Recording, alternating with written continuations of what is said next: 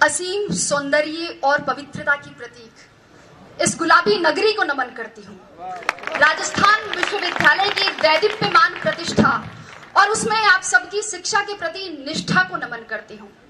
वह वटवृक्ष जिसकी छांव में यह विश्वविद्यालय परिवार फल फूल रहा है, ऐसे कृतज्ञता अभिभूत और जीवन सौंदर्य के पारखी माननीय कुलपति महोदय को नमन करती हूँ। जल से इसे सींचने वाले विद्वत शिक्षक समाज को नमन करती हूँ।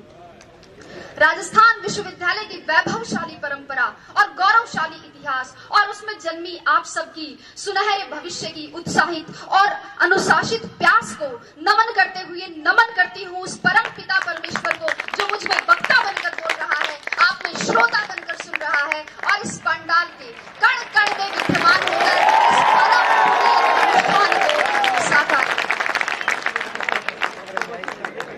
मंचस्थ विद्वत समाज और देश के छलनी हुए जिगर को मरहम लगाने की एकमात्र आशा स्थल प्यारे साथियों, मुझे बहुत प्रसन्नता है कि मुझे आज ऐसे लोगों के बीच व्याख्यान का अवसर मिला है जो उस मोड़ पर खड़े हैं जहां से उन्हें जीवन संग्राम में कूदना है।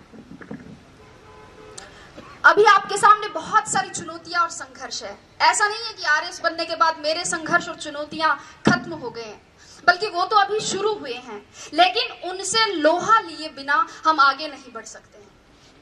साथियों, मुझे नहीं लगता कि मैं अपने इन स्नातक अनुजों को कोई मार्गदर्शन दे सकती हूँ या आप में किसी अभूतपूर्व ऊर्जा का संचार कर सकती हूँ, क्योंकि मैं भी आप ही की तरह एक जिज्ञासु विद्यार्थी रही हूँ और पिछले कुछ वर्षों में वही सामने आप ही की तरफ बैठा करती थी जहां आज आप जगमग तारों की तरह इस परिसर को रोशन कर रहे हैं।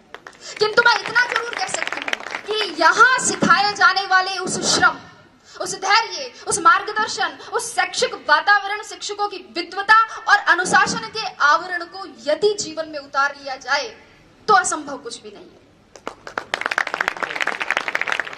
जैसा कि एक साथी ने कहा था, वैसे ही मेरे साथ में भी यही घटना है। मुझे भी प्रशासन में आने से पहले ये पता नहीं था कि आरएस क्या होता है, वो क्या करता है। स्कूल में साथी लड़कियों ने कह दिया कि हम आरएस बनेंगी, तो मैंने भी 9th क्लास का रिजल्ट आते ही अपने बाल मन में पूरे घर में ये सार्वजनिक उद्घोषणा कर दी कि मैं आरएस बनूंगी। चूंकि पिताजी शिक्षा अधिकारी रहे हैं, इसलिए धीरे धीरे ये पता चला कि हाँ, कोई आरएस होता तो कोई बड़ा अफसर है। किसी ने ताना मार दिया तो आरएस बनना एक चैलेंज के रूप में ले लिया। हम लोग पतंग उड़ाते थे और पड़ोस में एक अगरबत्ती का कारखाना था, वहां बच्चे छत पर अगरबत्तियां बनाते थे। मैं और मेरी बहन वहां गए और वहां जाकर मालिक को कहा कि इनसे काम क्यों करवाते हो, इनको पतंग उड़ाने दो ना। तो अंकल बोले कि तू कौन सी कलेक्टर लग रही है यहाँ पे। मैंने सोचा कलेक्टर कौन सी तोप होता है, और अगर ये कोई तोप होता है तो एक गोला तो मैं भी दागूंगी। धीरे धीरे परिवेश बढ़ा, लोगों से जुड़ाव बढ़ा, एक आरएस अधिकारी के अधिकार, दायित्व और दायरे को समझा और फिर खुद के अंदर झांका तो देखा और पाया कि हाँ, मैं किसी काम को योजनाबद्ध तरीके से कर सकती हूँ, किसी बात के पक्ष और विपक्ष पर विचार कर सकती हूँ, नेतृत्व क्षमता भी है, अपनी बात दूसरों तक संप्रेषित कर सकती हूँ।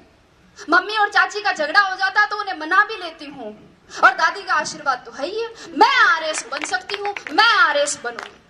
और तब मैंने सोचा कि न गरज किसी से, न वास्ता किसी से, मुझे काम है अपने काम से, तेरी जिक्र से, तेरी फिक्र से, तेरी याद से, तेरे नाम से। और आरएस को ही मैंने अपनी जिक्र और फिक्र बना लिया। और साथियों, यही सम्मिलित कारण और घटनाएं हैं जिनके परिणाम स्वरूप मैं आज यहाँ आपके सामने उपस्थित हूँ। ये सब कहने का मेरा मकसद सिर्फ और सिर्फ इतना ही है कि आप सब ये तय करें कि आप आरएस आईएएस क्यों बनना चाहते हैं, अपना उद्देश्य निश्चित करें। आपके भी आरएस आईएएस बनने के मेरी तरह अनेक कारण और बहुत सारी प्रेरणाएं हो सकती है, लेकिन अब समय यह है कि समय रहते उनको पहचानें। रिजल्ट आने के 5-7 महीने तक मुझसे एक सवाल बार बार पूछा गया और शायद उसी सवाल का जवाब देने के लिए आज भी यहाँ बुलाया गया है कि आपकी सफलता का रहस्य क्या है, उसका मूल मंत्र क्या है।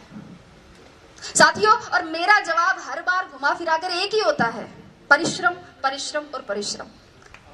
लेकिन ये समयबद्ध, सकारात्मक और लक्ष्योन्मुखी होना चाहिए।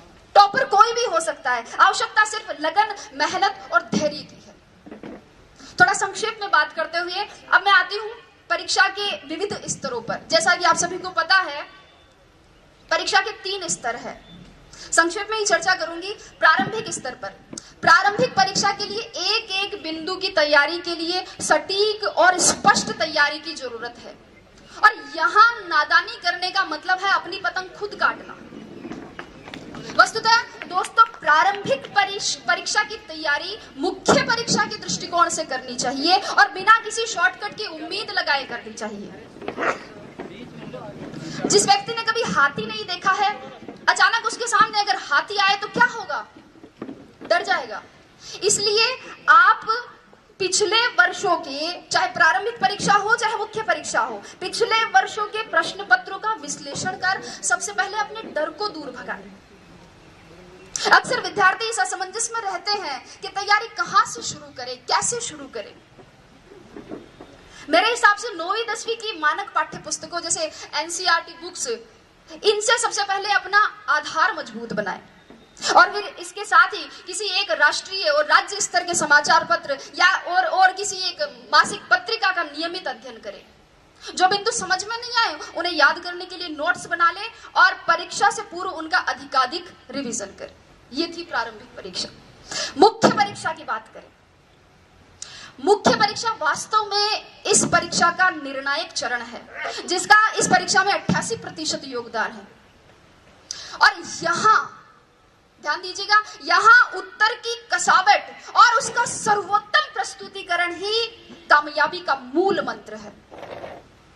मुख्य परीक्षा से पहले इन प्रश्नों पर विचार करें कि परीक्षा का पाठ्यक्रम किस प्रकार का है, पैटर्न किस तरीके का है, सवाल पूछे जाने का ट्रेंड क्या रहा है, मानक पाठ्य सामग्री कहां से और कैसे मिलेगी, उत्तर लेखन के लिए रणनीति और समय प्रबंधन कैसे करना है, पूर्व में सफल रहे अभ्यर्थियों की क्या रणनीति रही है, कितनी मेहनत जरूरी है, कितनी मूवीज और पार्टियों में नहीं जाना है, कितनी गप्पे एग्जाम के बाद के लिए छोड़नी है, व्हाट्सएप को मोबाइल में कब तक अनइंस्टॉल रखना है।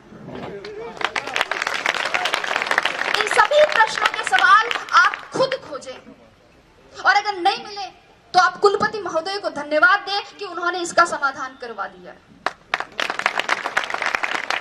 दोस्तों, वास्तव में प्रत्येक अभ्यर्थी, प्रत्येक विद्यार्थी के पढ़ने का तरीका, उसके सोच की गहराई, पारिवारिक परिस्थितियां और समय की उपलब्धता अलग अलग होती है।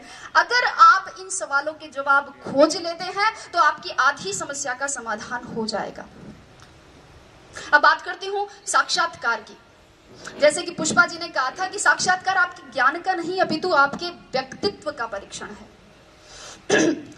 साक्षात्कार में सामान्यतः एक अभ्यर्थी की मानसिक सजगता, ध्यान दीजिएगा, मानसिक सजगता, समीक्षात्मक दृष्टिकोण, नेतृत्व, निर्णय क्षमता, रुचि की विविधता, सामाजिक संगठन की योग्यता, बौद्धिक और नैतिक ईमानदारी और इसके अलावा आसपास की घटनाओं में, आसपास की परिवेश में घटित हो रही घटनाओं में अभिरुचि और दृष्टिकोण की गहन जांच होती है।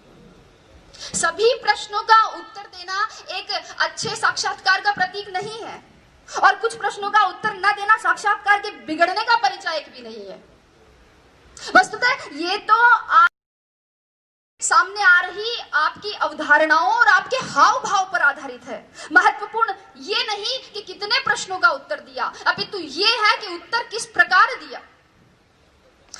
अक्सर विद्यार्थी मुझसे पूछते हैं कि मैडम साक्षात्कार के लिए कक्ष में जाने से पूर्व क्या करें, दरवाजा खोल के अनुमति कैसे मांगे, हिंदी में मांगे या अंग्रेजी में मांगे, कुर्सी पर उनके कहने पर बैठे कि खुद बैठ जाए, बैठते वक्त हाथ टेबल पर रखे, पांव पर रखे, सिर पर रखे, कहाँ रखे। लड़के पूछते हैं कि मैडम टाई लगाए, टाई के साथ कोट भी पहने, क्या शेविंग करें या नहीं करें। और लड़कियां भी पूछती है कि साड़ी पहने, सूट पहने, सूट पहने तो मैचिंग का ब्लाउज पहने, क्या मैचिंग की nail polish, sandal, earrings, purse, bangles, blah blah blah.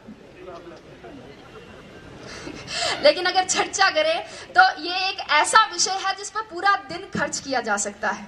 लेकिन अगर मेरी माने, संक्षेप में मेरी माने, तो आप तो बस अगर आपको लगता है कि आपकी तैयारी अच्छी है, आपकी विषय पर पकड़ है, आपने जो अपने हिसाब से कपड़े पहने हैं उनमें आप सुविधाजनक महसूस कर रहे हैं और उनसे आपके शरीर का आत्मविश्वास झलक रहा है, अगर आपको लगे कि आपने अपने माता पिता का आशीर्वाद ले लिया है, ईश्वर में आपकी आस्था है और दादी और नानी ने कह दिया कि जा बेटा कलेक्टर बन के ही आई, तो आप तो बस दरवाजा खोलिए और मुस्कुराते हुए अंदर घुस जाइए।